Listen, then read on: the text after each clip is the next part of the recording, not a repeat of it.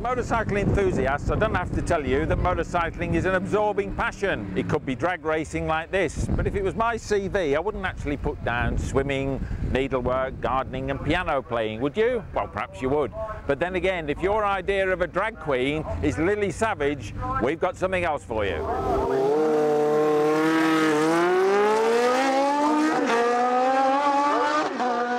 Sandra Chaplain, drag queen. How do you like that for a title? Lovely. It suits you, does it? Well, it's different, I suppose. It is, isn't it? Someone has to be. Now, a corny question, perhaps, but how's a girl like you get into a hobby like this? Basically through my husband. He had a big interest in cars, in the funny cars, in the late 70s. And then children came along, which stopped us coming to race meetings. We had a babysitter for a weekend, which let us come again. Really? Is this true, is it? I've heard of people getting up to all sorts of things that, while the babysitter's in, but not this.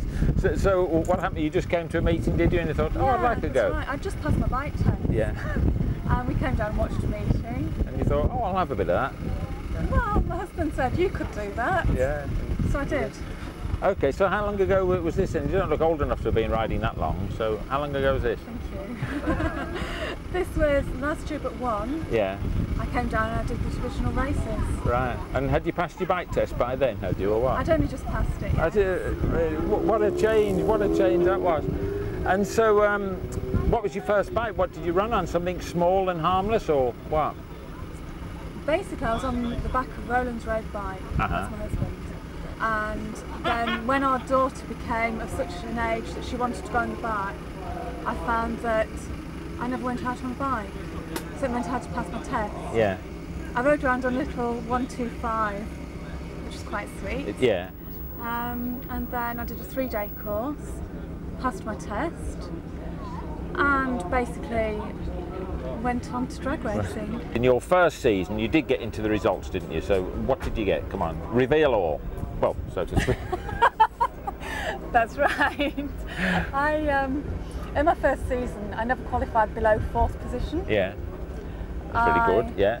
That's quite good when you consider that there's 33 bikes in a field. Yeah, yeah, excellent. Near enough always all men. Yeah. With the exception of me, of course. Yeah.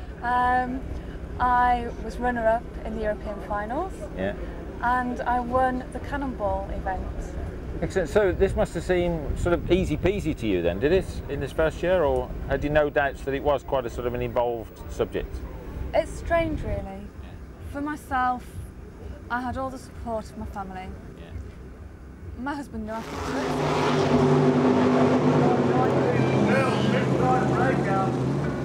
it. Roland, the spanner man. But first, before I ask you about this bike, you being a psychologist with a wife who races this thing, what's in it? Can I ask you to analyse your missus? Oh, well, I don't know about that. Basically excitement, I think, the adrenaline rush that she gets from it. Yeah. It's sort of taking a chance, I guess, really, that you're actually competing against the machine and against other riders, which most people find exciting. Yeah. Take us through this bike. Yeah. So I know the classes are all sort of quite complex, but what have you actually done? This started life as what? This started life as a standard GSX 1100 EFE road bike. Yeah. Which was yours, was it? Well, no, in actual fact, it wasn't. No, well, we just bought it partially done, partially converted. Oh, I see. Okay, yeah. So in terms of changes, what we've done was, first of all, we extended the swinging arm, and which is also incorporates an air tank for operating the gear shift, which I'll talk about in a second. Right. Extending the wheelbase improves the stability at high speed in a straight line.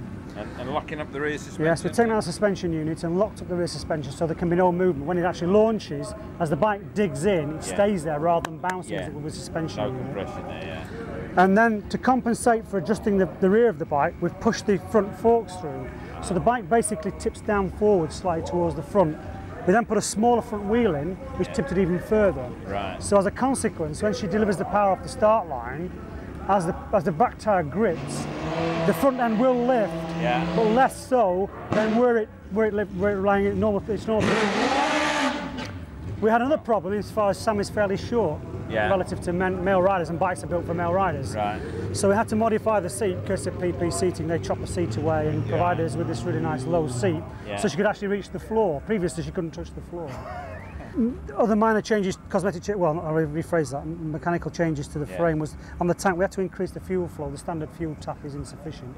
Because these run on petrol, don't they? There's nothing this special. This runs on a mixture of petrol and avgas, aviation fuel. It does, yeah. When we run the nitrous oxide, we run pure avgas, quite simply because the nitrous oxide, which is contained in the blue bottle at the rear, as that is activated, it raises the compression massively. Yeah. Which would pre-ignite the petrol. If it was ordinary. If it was ordinary leaded petrol, unleaded petrol, So aviation fuel as well. And Sandra Chaplain.